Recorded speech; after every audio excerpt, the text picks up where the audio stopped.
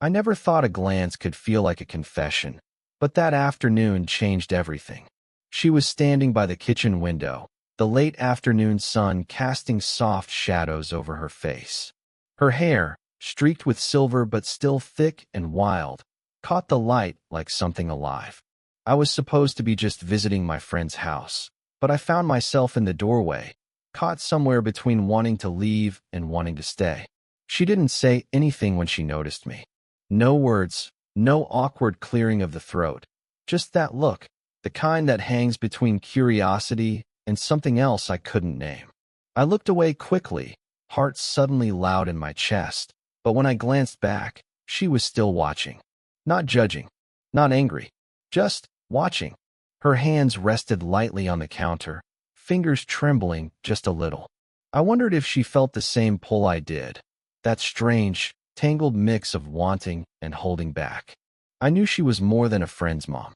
She was a woman who carried a whole history behind her eyes. Laughter, regret, maybe even a secret hope. And I was the reckless kid standing at the edge of something he wasn't sure he was ready for. The house was quiet except for the faint ticking of the clock, the distant hum of traffic outside. I noticed the way her eyes flicked to the worn ring on her finger, then back to me, and something shifted in the air, a pause like the moment before a storm breaks. I wanted to say something, but the words caught in my throat. Instead, I just stood there, my hands stuffed deep into my pockets, feeling the weight of her gaze like a silent invitation and a warning all at once. I'd never seen her like this before, so open, vulnerable in a way that didn't scream for attention but whispered it. And maybe that was what scared me most. A sudden knock at the door broke the stillness, sharp and unexpected. She turned toward the sound, her posture tightening, and for a split second, her eyes met mine again, full of something I couldn't place, a mix of hesitation and something dangerously close to hope. I wanted to reach out, to bridge the distance between us, but the moment was already slipping away. As she moved toward the door, the silence between us lingered, thick and heavy, and I was left wondering, was that look a beginning or the end of something I hadn't yet dared to start? The knock at the door felt like a crack in everything I thought I knew about that house, and about her. She opened it to the mail carrier, but her hand lingered on the edge of the door a moment longer than necessary, like she was still caught in that quiet tension between us. I watched her close the door slowly, shoulders pulled tight, as if bracing herself against some invisible weight. Her name was Claire. Always had been, but to me she was just my friend's mom. Until now, when she felt like something much more complicated. Claire was in her mid-40s, a woman who'd lived more than most people guessed. I'd heard whispers around school, rumors about a marriage that fell apart quietly years ago, about nights spent alone with regret as her only company. I knew I should step back. She had a past I could never touch, a life I barely understood. And then there was me, 20, reckless, the kid who was still figuring out what it meant to want someone who wasn't supposed to want him back. My friend, her son, was my age.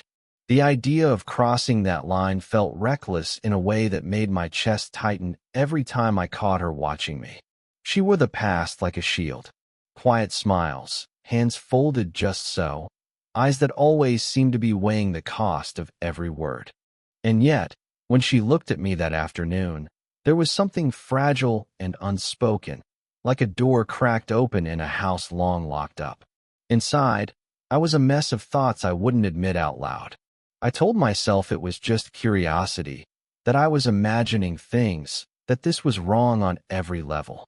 But every time she brushed past me in the hallway, every time our eyes met over the breakfast table, I felt it, a silent promise, or maybe a warning.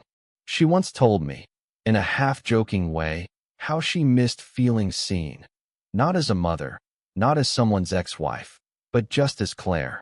It was a glimpse into a world I'd never known.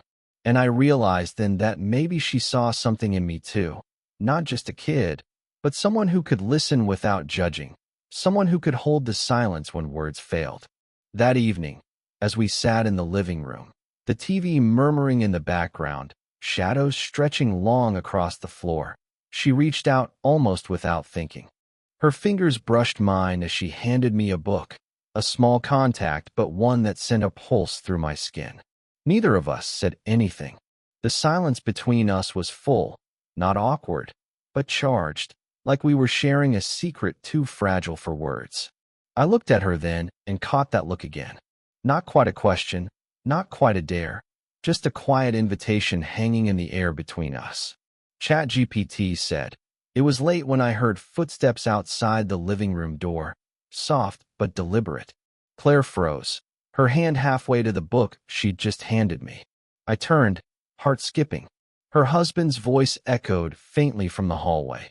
Nothing friendly, more the weight of years worn thin. I hadn't even known he was still around. She swallowed hard, eyes darting to mine. A silent warning that whatever was happening had just become a dangerous game. I wanted to speak, to say something that would break the tension, but the words caught in my throat. The door cracked open, and in stepped Mark, quiet, but the kind of presence that filled the room without effort. His gaze slid between Claire and me, sharp and unreadable. I felt the old rules slam into place. She was married. I was the kid who should have stayed out of it.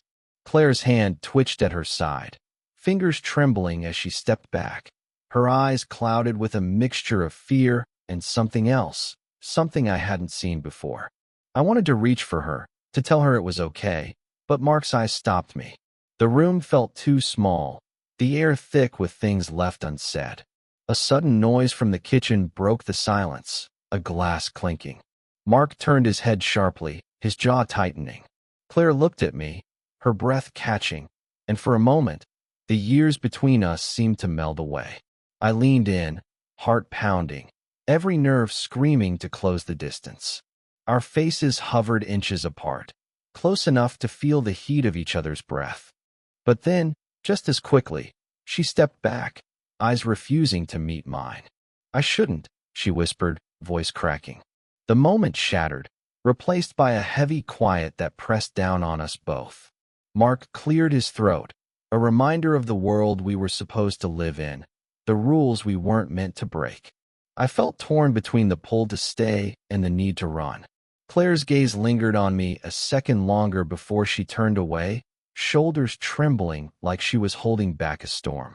I wanted to chase after her, but the room felt like a cage. Mark's presence was a barrier neither of us could cross, yet something unspoken tied us together tighter than before. That night, the distance between us wasn't just physical. It was a silence filled with guilt, desire, and the question neither of us dared to ask: what happens now? The days after that night were worse than silence. They were charged with everything neither of us dared to say. Claire was distant, her smiles tight and brittle like cracked glass. Every time I saw her with Mark, something twisted deep inside me, a sharp ache I couldn't quiet. One afternoon, I caught her alone in the garden, the late sun turning her hair to fire.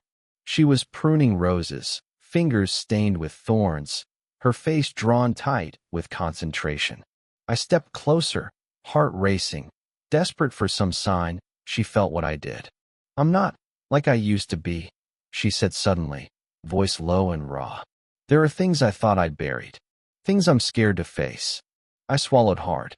I wanted to say the right thing, but all I could do was nod. Her eyes flicked to mine, vulnerable, fierce. "You don't know what it's like to feel invisible." A breeze stirred the air between us, and for a moment, everything else disappeared. Then Mark appeared at the back door, watching us with a cold gaze that set my skin on edge. Claire flinched, stepping back, but something in her broke free. "You don't get to watch me like that," she snapped, voice sharp enough to cut. My chest tightened. I wanted to step in, to protect her, but she was the one standing her ground, fierce, angry, alive. Later, when I saw her alone again, something shifted. "I'm scared," she admitted, voice barely a whisper. "Scared that this, whatever this is, will ruin everything." Her fingers brushed mine, hesitant but electric. I reached out, thumb tracing the line of her hand. "I don't care," I said quietly. Her eyes searched mine, something raw and hungry beneath the surface. The tension between us snapped, a quiet promise hanging in the air. And then the phone rang, shattering the moment. Claire jumped, hesitation flashing across her face as she glanced at the screen. Her fingers trembled as she answered, and I caught the name, Mark. She didn't say a word. The room fell heavy with everything left unsaid. And then, she looked up at me. Her eyes asked the question I wasn't ready to answer. Would we dare risk it all? The silence hung heavy after the phone call, thick enough to suffocate the fragile bubble we'd built. Claire's face was pale, her fingers gripping the edge of the table like it was the only thing keeping her steady. I need to tell you something, she said finally, voice trembling. My heart tightened. I didn't tell Mark everything, she whispered.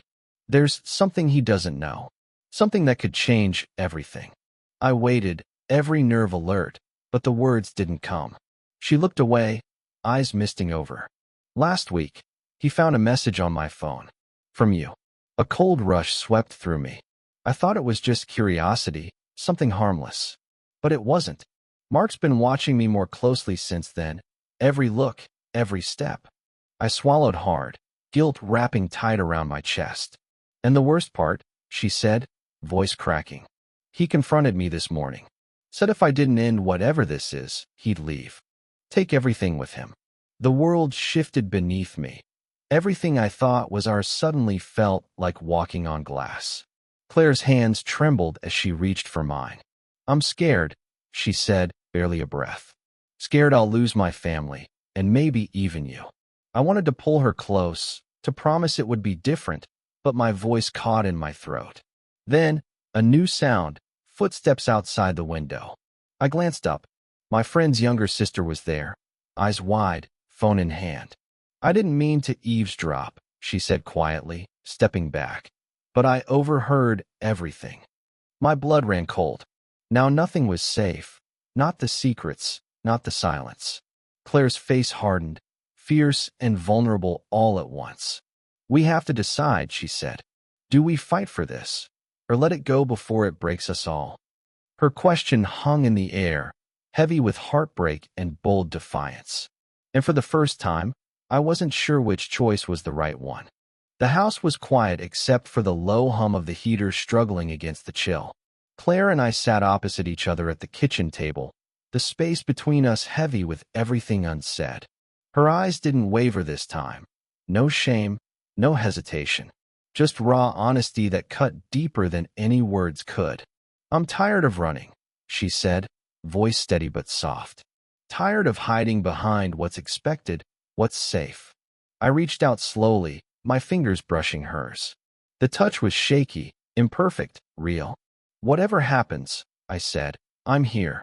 Not because it's easy, but because it's you. She swallowed, the weight of years pressing down, but also lifting somehow. Mark's shadow loomed large in the background, a reminder of the messiness we couldn't erase. But in that moment, it felt less like a prison and more like the truth we had to face. I don't know if this will last, she admitted, but I can't pretend anymore. I nodded, understanding the fragile line we were walking, between love and fear, between breaking free and falling apart. Then, without warning, she leaned in, fingertips trembling as they traced the line of my jaw. Before I could think, our lips met, hesitant, searching, messy in all the ways real love is. It wasn't perfect. It was fragile and urgent. When we pulled apart, her breath hitched, eyes locked on mine. The future was uncertain, the risks enormous. But for the first time, we were no longer pretending. Whatever came next, we had this moment, broken, beautiful, and ours. And as the door creaked open behind us, I realized the story wasn't over. Not yet. The days that followed weren't easy.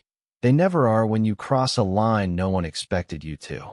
Claire and I navigated a messy, tangled path between what was and what might be. Mark left a week later, taking with him the silence that had hung over the house for years. No grand farewell, no dramatic scenes, just a quiet closing of a chapter. Claire and I didn't rush into anything. There were conversations filled with pauses, awkward silences, and moments where the weight of everything threatened to pull us apart. But there were also those small, unspoken moments, a hand brushed over a shoulder, a shared smile in the kitchen, laughter that felt new and fragile. We weren't perfect. We were two flawed people trying to hold something real in a world that wasn't always kind to stories like ours. In the end, it wasn't about forgetting the past or pretending everything was easy. It was about choosing to be honest, to be seen, and to take a chance on something that scared us both. Sometimes love isn't loud or clear. Sometimes it's whispered in the quiet moments, the ones that linger long after the world has moved on. So here we are, not sure what tomorrow brings, but certain of this. The risk of loving someone unexpected is worth every doubt, every fear, and every heartbeat. Did you enjoy the story? What kind of stories would you like to hear next?